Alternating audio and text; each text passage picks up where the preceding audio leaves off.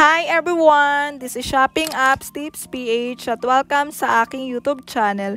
Sa mga hindi po nakakakilala sa akin, ako po ay gumagawa ng tips and tricks. Punta lamang po tayo sa ating Shopee app. Ito yung Shopee app ko, i-click lamang po natin. Click me button. Click my shop. Click marketing center.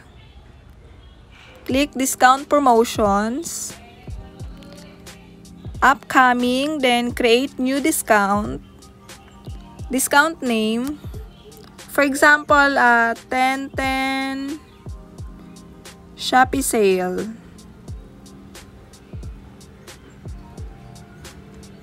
Ayan po yung name ng aking discount.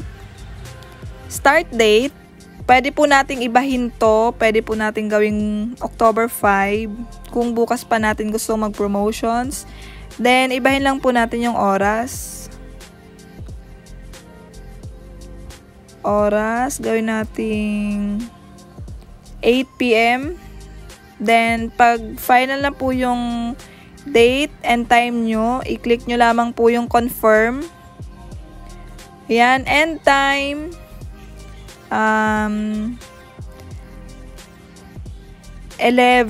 October 11 hanggang 8 PM. Click confirm. Then, discount. Ikaw po ang masusunod kung ilang percent ang ibibigay mo sa iyong mga buyers. For example, ako ay 5% lang po yung may offer ko. Yan, 5% off. Then, yung quantity, ang purchase limit dito ay kung ilang pieces ba ang pwedeng mabili ni buyer para ma-avail niya yung 5% off. So, ako ang ilalagay ko ay 1 lang. Then, done. Ayan. Mas mahalaga po na mag-create na tayo ng promotion kasi malapit na yung 10/10 para maka-attract tayo ng more buyers and more sales. Then, para maka-add ng products, i-click lang tong add products. Ayan. I-select mo lang yung gusto mong i-discount ng 5% off.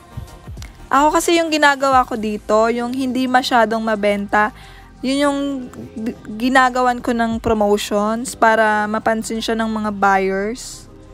So, i-click ko ito kasi hindi siya masyadong best seller. Then, ito. Pwede kang mag-select kung ilang products yung gusto mo. Ayan. Then, pag okay ka na, nakapag-click ka na, napili mo na yung gusto mong i-discount, i-click mo lang tong add. Ayan. Then, confirm. Then, save. So, yon, okay na. Meron ka ng ongoing promotions. Ayan, 10/10 Shopee sale. Ay, sorry, may age po yung sale ko. Pero sale lang po yan. Ayan, so okay na po tayo sa discount promotions. Punta naman po tayo sa bundle deal. I-click lang po yan. Then, create new bundle deal. Ayan, bundle deal name, 10/10 Shopee sale. Yung start date ay, ngayon ko na siya i-start. Then, yung end time, okay na rin yan. At least 1 hour lang yung bundle deal ko. Pero, depende naman po yan sa inyo kung ilang days kayo. Sa akin kasi 1 hour lang yung gusto ko. So, i-click ko itong bundle type. Yan, pipili ka dyan, percentage off ba, or fixed amount off ba, or bundle price. Yung percentage off ay, for example, buy 2, get 5% off. Ayan po yun. Kapag naman fixed amount, kunwari ay, si buyer ay bibili ng 2 pieces, then makakakuha siya ng 5% off. Yun po yung ibig sabihin ng fixed amount off.